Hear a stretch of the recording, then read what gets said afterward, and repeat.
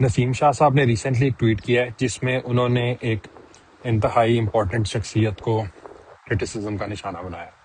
As in उन्होंने criticise भी नहीं किया, उन्होंने अपना डिस्प्लेजर शो किया है कि इस शख्सियत को, जो कि बड़ी अपेरेंटली बहुत पॉपुलर सियासतदान है, सूबा एक मैनेज कर रही हैं, उनको ये इतना प्रीमियर आउट ऑफ प्लेस, इनको इतना अच्छा ट्रीटमेंट क्यों मिल रहा है, उनकी प्लेस नहीं है उधर।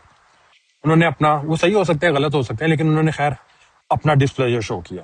ठीक है, उसके बाद अगला ट्वीट क्या है, वो नसीम शाह साहब का अकाउंट हैक हो गया था और वो जो ओरिजिनल ट्वीट है वो डिलीट हो गया। उसके बाद पीसीबी की तरफ से नसीम शाह साहब को शो कॉज नोटिस भी अपेरेंटली या मुबैना तौर पे इशू हो गया। ठीक हो गया, ये तो हमें सारों को पता है, ये तो फैक्ट्स है। अब या एटलीस्ट जो फैक्ट जो न्यूज़ पे रिपोर्ट हो रहे हैं ये वो है, ये रिपोर्टेड है। अब ये मेरा मौजू नहीं है। मेरा मौजू ये है कि जब नसीम शाह साहब ने ये ट्वीट किया तो उस पर जो अवाम का रिएक्शन था वो बड़ा इंटरेस्टिंग था और कंसर्निंग भी था।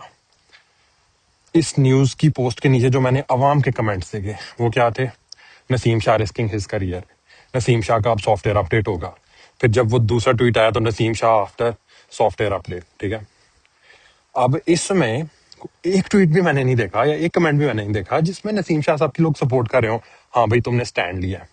अब अगर आप ऑब्जेक्टिवली देखें तो नसीम शाह साहब उस शख्सियत से ज्यादा पॉपुलर है, पाकिस्तान में भी इंडिया में भी। वो बंदा सेल्फ मेड है, अपने टैलेंट पे आया है। और अगर आप करिश्मा की बात भी करें तो नसीम शाह साहब जो है वो उस शख्सियत से ज्यादा करिश्मेटिक और ज्यादा खूबसूरत है। ठीक है, उनकी ज्यादा फैन फॉलोइंग है।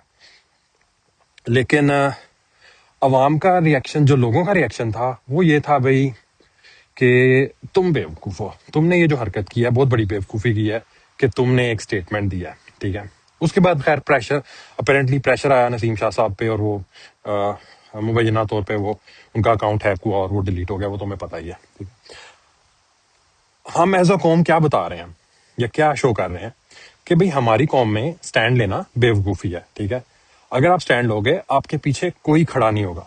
हम लोग कोई खड़ा क्या नहीं होगा, एक्टिवली लोग आउट ऑफ द वे जाके आपको बेवकूफ कहेंगे। वो कहेंगे भाई तुमसे बड़ा बेवकूफ कोई नहीं है कि तुमने ये बात कर, तुमने बात कैसे कर दी।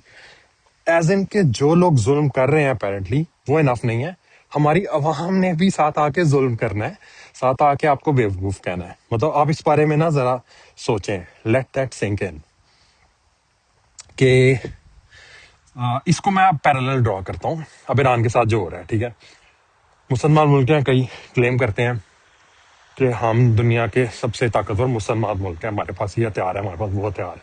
ठीक है, हमारे दुश्मन के दांत खट्टे कर देंगे और वो सारे जो पता ही आपको नेगेटिव। अब इस तरह के मुल्कों के दानिश्वर क्या कह रहे हैं, कह रहे हैं भाई ईरान को क्या जरूरत थी पंगा लेने की, ईरान ने क्यों क्यों इस तरह की बात की। अब पैरेलल देख रहे हैं इसमें कि एक ताकतवर बंदे के आगे, उसने एक ताकतवर मुल्क के आगे उसने स्टैंड लिया है, ईरान ने अमेरिका के आगे। अमेरिका कहता है भाई हमारी मर्जी से अपना मुल्क चलाओ, ईरान कहता है भाई मैं एक सॉवरन मुल्क हूं, मैंने अपनी मर्जी से चलाना है। अमेरिका कहता है हम तुम पे बम मारेंगे, ईरान कहता है मार लो, हम भी आगे से मारेंगे। फिर ईरान ने मारे। ठीक है, और इकॉनमी मुल्क की रोकी हुई है आजकल ईरान ने, या हैविली इम्पैक्ट की हुई है। जो उनसे हो सकता है वो कर रहे हैं। मैं सही गलत पे नहीं जा रहा, मैं जा रहा हूँ मोरालिटी पे कि ये तो आपको नजर आ रहा है ना कि कौन सा मुल्क जुल्म कर रहा है और किस पे जुल्म हो रहा है। सेम विद नसीम शाह, वापस आते हैं नसीम शाह साहब पे। ये तो आपको नजर आ रहा है ना कि उन्होंने सिर्फ अपना डिस्प्लेजर शो किया। एक बंदे को अपना अपना पॉइंट ऑफ व्यू शो करने की इजाजत होनी चाहिए। ठीक है, उन्होंने अपना पॉइंट ऑफ व्यू शो किया कि भाई ये I don't agree with this, ये जो ट्रीटमेंट इस शख्सियत को मिल रहा है ये सही नहीं मिल रहा।